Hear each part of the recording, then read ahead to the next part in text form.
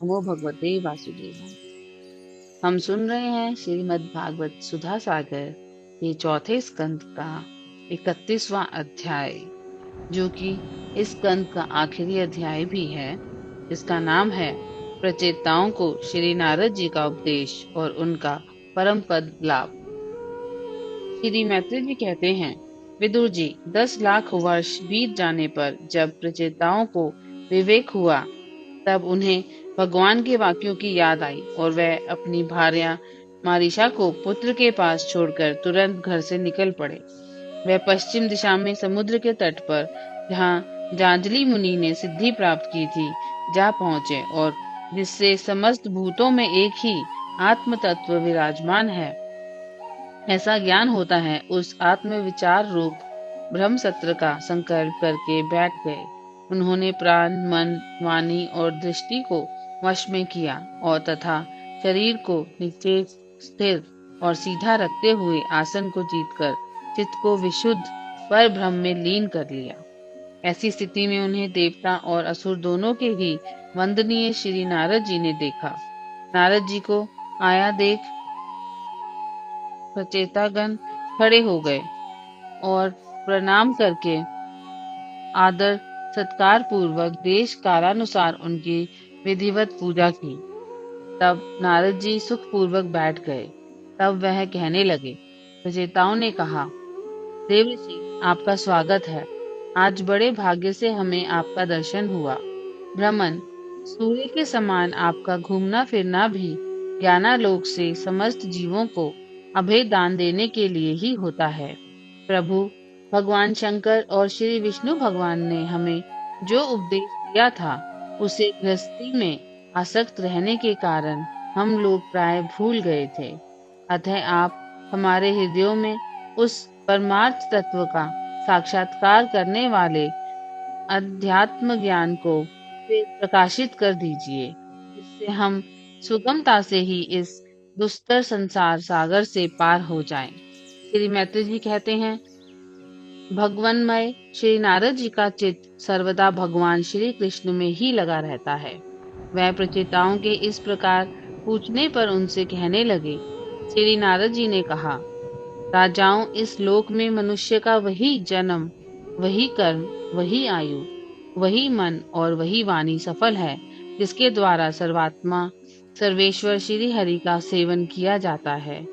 जिनके द्वारा अपने सब स्वरूप का साक्षात्कार कराने वाले श्री हरि को प्राप्त न किया जाए, उन माता पिता की पवित्रता से, यज्ञोपवीत संस्कार से एवं यज्ञ दीक्षा से प्राप्त होने वाले उन 3 प्रकार के श्रेष्ठ जन्मों से, वेदोक्त कर्मों से, देवताओं के समान शीघ्र आयु से, शास्त्र ज्ञान से, तप से, वाणी की चतुराई से, अनेक प्रकार की बातें याद रखने की शक्ति से, तीव्र बुद्धि से, बल से, इंद्रियों की पटुता से, योग से, सांख्य से, संन्यास और वेदांत्य से तथा व्रत वैराग्य आदि अन्य कल्याण साधनों से ही भी पुरुष का क्या लाभ है। वास्तव में समस्त कल्याणों की अवधि आत्मा ही है और आत्मज्ञान प्रदान करने वाले श्री हरि ही संपूर्ण प्राणियों की प्रिय आत्मा है। जिस प्रकार वृक्ष की जड़ सींचने से उसके तना, शाखा, उपशाखा आदि सभी का पोषण हो जाता है, और जैसे भोजन द्वारा प्राणों को तृप्त करने से समस्त इंद्रियां पुष्ट होती हैं, उसी प्रकार श्री भगवान की पूजा ही सबकी पूजा है। जिस प्रकार वर्षा काल में जल सूर्य के ताप से उत्पन्न होता है और ग्रीष्म ऋतु में उसी की किरणों में पुनः प्रवेश कर जाता है, तथा जैसे समस्त चराचर भूत पृथ्वी से उत्पन्न होते हैं और फिर उसी में मिल जाते हैं, उसी प्रकार चेतनात्मक ये समस्त परमपद श्री हरि से ही उत्पन्न होता है और उन्हीं में लीन हो जाता है। वस्तुतः यह विश्वात्मा श्री भगवान का वह शास्त्र प्रसिद्ध सर्वोपाधिर रहित स्वरूप ही है। जैसे सूर्य की प्रभा उससे भिन्न नहीं होती, उसी प्रकार कभी कभी गंधर्व नगर के समान स्फुरित होने वाला ये जगत भगवान से भिन्न नहीं है। तथा जैसे जागृत अवस्था में इंद्रियां क्रियाशील रहती हैं, किंतु सुषुप्ति में उनकी शक्तियां लीन हो जाती हैं। उसी प्रकार ये जगत सर्ग काल में भगवान से प्रकट हो जाता है और कल्पांत होने पर उन्हीं में लीन हो जाता है। तब रूप पता तो भगवान में द्रव्य, क्रिया और ज्ञान रूपी त्रिविध अहंकार के कार्यों की तथा उनके निमित्त से होने वाले भेद भ्रम की सत्ता है ही नहीं। नित्यगण जैसे बादल, अंधकार और प्रकाश, ये क्रमश आकाश से प्रकट होते हैं और उसी में लीन हो जाते हैं, किंतु आकाश इनसे लिप्त नहीं होता। उसी प्रकार ये सत्व, रज और तमोमयी शक्तियां कभी परभ्रम से उत्पन्न होती हैं और कभी उन्हीं में लीन हो जाती हैं। इसी प्रकार इनका प्रवाह चलता रहता है, किंतु इससे आकाश के समान असंग परमात्मा में कोई विकार नहीं होता।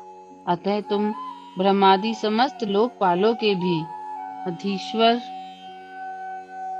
श्री हरि को अपने से अभिन्न मानते हुए भजो, क्योंकि वह ही समस्त देहधारियों की एकमात्र आत्मा है।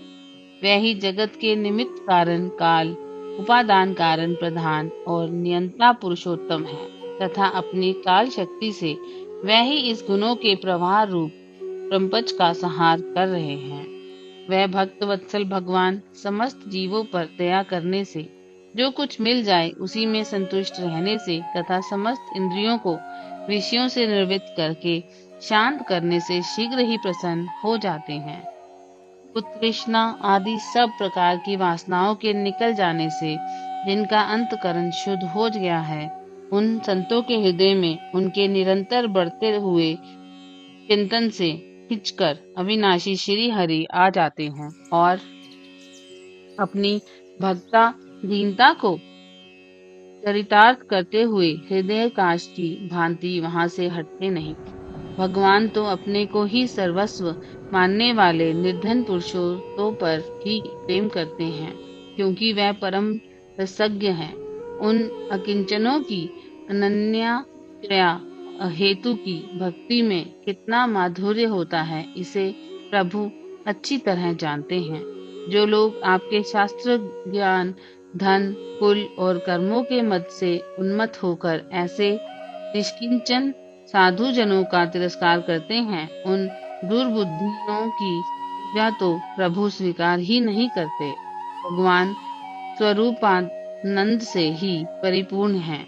उन्हें निरंतर अपनी सेवा में रहने वाली लक्ष्मी जी तथा उनकी इच्छा करने वाले नरपति और देवताओं की भी कोई परवाह नहीं है। इतने पर भी वह अपने भक्तों के तो अधीन ही रहते हैं।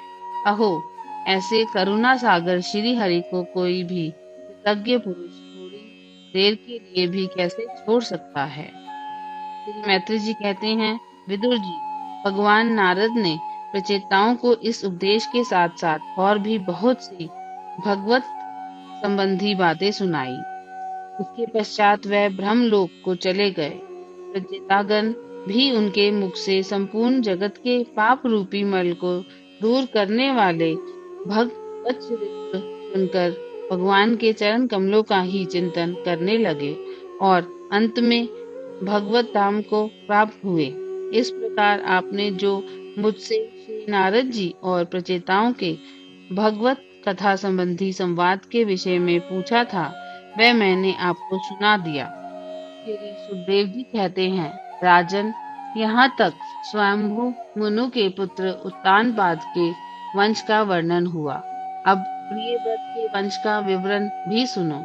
राजा प्रियव्रत ने श्री नारद जी से आत्मज्ञान का उपदेश पाकर भी राज्य भोग किया था तथा अंत में इस संपूर्ण पृथ्वी को अपने पुत्रों में बांटकर वह भगवान के परम धाम को प्राप्त हुए थे। राजन, इधर श्री मैत्र जी के मुख से यह भगवत गुणानुवाद युक्त पवित्र कथा सुनकर विदुर जी प्रेम मग्न हो गए। भक्ति भाव का उद्रेक होने से उनके नेत्रों में पवित्र आंसुओं की धारा बहने लगी तथा उन्होंने हृदय में भगवत चरणों का स्मरण करते हुए अपना मस्तक मुनिवर मैत्रेय जी के चरणों पर रख दिया। विदुर जी कहने लगे, महायोगिन, आप बड़े ही करुणामय हैं। आज आपने मुझे अज्ञान अंधकार के उस पार पहुंचा दिया है, जहां अकिंचनों के सर्वस्व श्री हरि विराजते हैं। श्री सुखदेव जी कहते हैं, मैत्री जी को उपयुक्त कृतज्ञता सूचक वचन कहकर तथा प्रणाम कर विदुर जी ने उनसे आज्ञा ली और फिर शांत चित होकर अपने बंधुजनों से मिलने के लिए वह हस्तिनापुर चले गए। राजन, जो पुरुष भगवान के शरणागत परम भागवत राजाओं का यह पवित्र चरित सुनेगा, उसे दीर्घ आयु, धन, सुयश, क्षेम, सद्गति और ऐश्वर्य की प्राप्ति होगी। ओम नमो भगवते वासुदेवाय।